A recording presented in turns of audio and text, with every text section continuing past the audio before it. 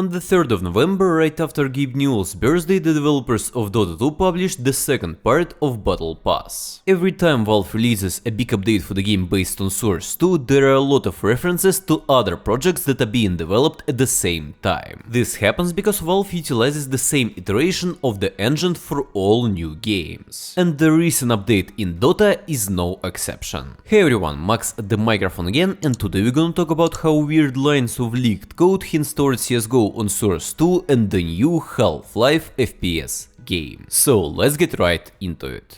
Scope.gg analyze your game on Faceit and matchmaking to become the best player possible. Recently they've added a new feature called pre-match. It helps to analyze your opponent's behavior even before the game starts. Just paste your Faceit lobby link and check if your opponents usually play aggressive or defensive. Learn their favorite positions, weapons and overall summary of the team, and to be ready for the start of the match, keep your eye on a warm-up timer. Learn how to predict enemies' plans and movements by clicking the link down below. Scope.gg. Feel the game.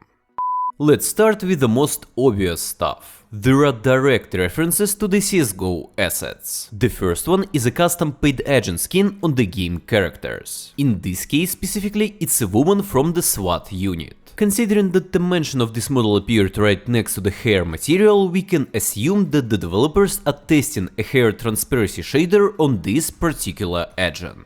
And the second asset is especially interesting. It's a model for the weapon called SG553, and don't be confused because of the naming, because in CSGO files it's called exactly a RAIF or rifle SG556. However, the model mentioned in CSGO is brand new. But how do I know that? Well, the weapon models on the first source and CSGO in particular are divided into two variants. View model with a V prefix for the first person view, and the world model with a W prefix for the third person view. But the new model has a common weapon prefix. And based on this, we can assume that from now on weapons will use only one same asset and will be optimized via smart LOD system. Besides that, there are also references to new models and materials hinting at remakes of such maps as DE Mirage and DE Inferno. Assets with similar names are already used on these maps, but some of them have different endings or slightly different words and numbers. And from that we can assume that in addition to just porting the game to the new engine, we can also expect full-fledged map remakes. This assumption greatly ties with our espionage on CSGO developers. From May to September they were joining maps with the S2 prefix, and probably some of them are related to these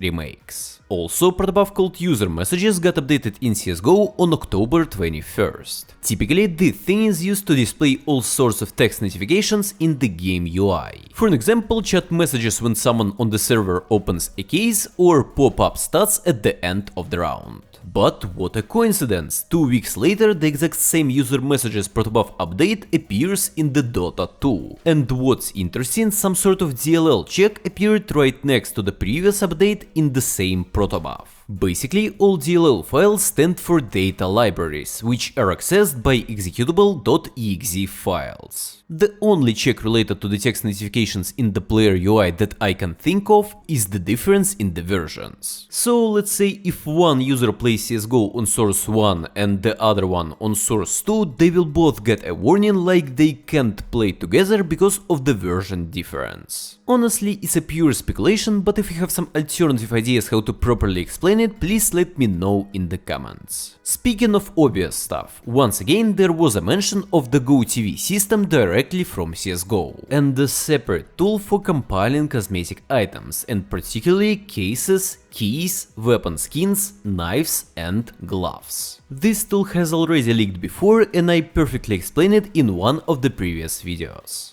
Secondly, there was a mention of a new tool for compiling CSGO assets. At the moment, all data about items, weapons, skins and stickers are stored in a single file called items game. In general, this method is quite confusing and inconvenient, and probably devs already tired of keeping this mess going. We can assume that from now on, all of the items, weapons, agents and even skins will be stored as a separate assets. Probably each asset will have its own text file with .vdata format, which can be easily edited through the source2 tools. In addition, it's now possible to set specific text on weapons in tools and some sort of item to expand the maximum capacity of your inventory. Also, there are strings related to some kind kind of Source 2 FPS game. And this is especially important since at the moment there are no first-person games on this engine. Half-Life Alyx and Aperture Desk Job don't really count because they utilize a non-standard player controller. So, there are mentions of the weapon state, the number of bullets, the status of automatic or semi-automatic mode, options to mount attachments or some sort of modifications to the weapons, changing the sensitivity and accuracy of the mouse, changing the first-person FOV angle, aim matrix which is used to change the position of the third-person player's view, mentions of hitboxes tied to bones and the lag compensation system and interpolation, which is necessary for the people with a large difference in pings so they can comfortably play on the same server. Also some sort of asset system and a tool for importing assets into a workshop from the first source to the second one, which probably means that the developers do not intend to automate this process and will delegate this problem to the community. So if you have any published maps or skins, you'll probably need to go through the porting process yourself. On the one hand, it's kinda good, because it will filter out a whole bunch of outdated and irrelevant content. But on the other hand, it's not good, because people with a large number of publications will have to work a lot more. In addition, there was a reference to some unusual player movement type without using ticks, or just tickless. For those who don't know, calculations in all existing games are done in three ways: based on time, based on frame rate, and based on game ticks. Using time-based or frame-rate-based calculations for the FPS games is not efficient, because everyone's FPS is different and it's hard to round time to integral numbers. So in the end, tick rate is the only suitable solution, since 1 second is divided by a fixed value for all players. In CSGO, for an example, it's equal to 64, so the calculations occur every 15 milliseconds. Also, tick rate is used not only in shooters or multiplayer games, but also in many single-player games. So either Valve came up with some completely new, more efficient way, or we're talking about some asynchronous or turn-based multiplayer.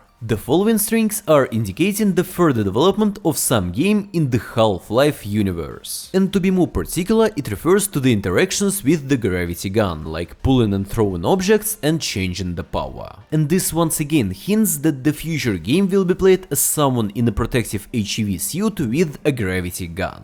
Seventhly, things that definitely confirm the development of some game in Half-Life universe. Personally, previous leaks were good enough for me, but now it's just impossible to deny. HEV suit plug the attach, NPC Hyundai item attach, and grenade launcher fire sticky. So the player will be able to plug and unplug the HEV suit somewhere. Most likely we're talking about the medical stations. Similar VR mechanics has been already done for the game Vertigo, the author of which helped Valve in the process of developing Half-Life Alyx. Also, the player will have an opportunity to attach some items to NPC creatures. In this exact case, it's like the many-eyed dogs from the first Half-Life. And also there is a grenade launcher with sticky bombs, similar to one that Demo Man from Team Fortress 2 has. It could be either related to the Citadel game or a project codenamed HLX. By the way, in the Citadel protobuffs, which is also assumed to be a game in the Half-Life universe, there is a new string related to the spectator target. In CSGO, it's used for the players who spectate the game in a neutral team or after death. And this is another possible proof that Citadel is a multiplayer game. Also, once again, there was a mention of RTX ray tracing and compiling maps with the GPU. Sixthly, map compilation and like baking using the power of your graphics card. For those who don't know, right now Source 2 is only utilizing CPU power, and because of that, large and complex locations can take up to few days for final compilation.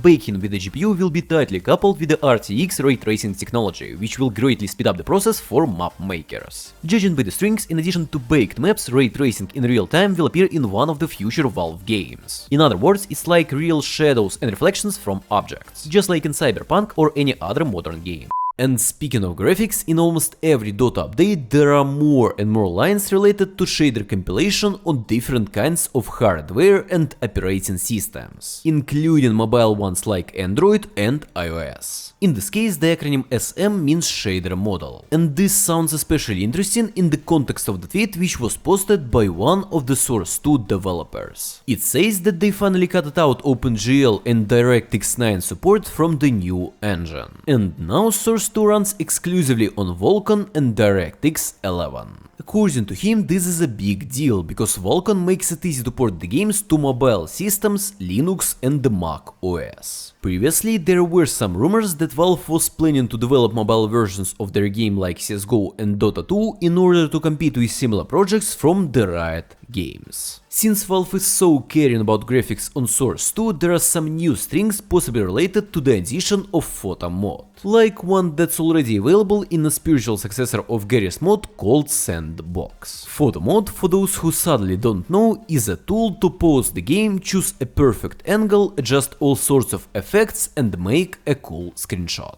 And for the first time in 4 months, the system for generating random maps called Smart Props appeared again. Previous leak was on the 9th of June in the Battle Report update. Map generator works with the help of two new systems, one called Smart Props and the other one Locator.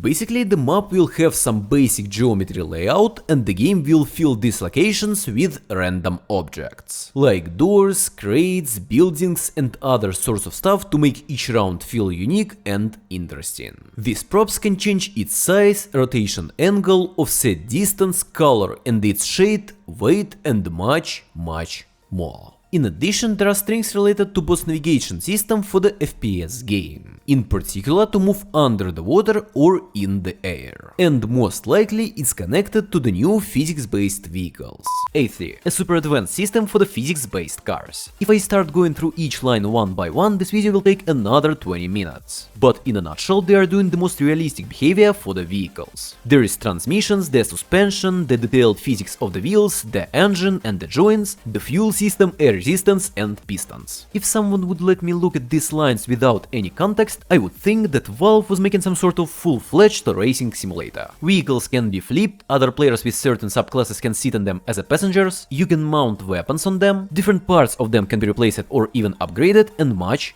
more. Apparently, developers have started to develop these systems furthermore, and in addition to the custom modifications, we'll have the opportunity to build new types of vehicles from the ground up, including transport that can fly, as the developers have a specific airborne check for the current state, whether it's in the flight right now or on the ground. If you would like to look at all stuff yourself, I've left all links in the description. Make sure to check out my previous video where I talk about how Valve leaked their new game called Neon Prime, and don't forget to support me by subscribing, liking and writing some comments. Until next time, увидимся!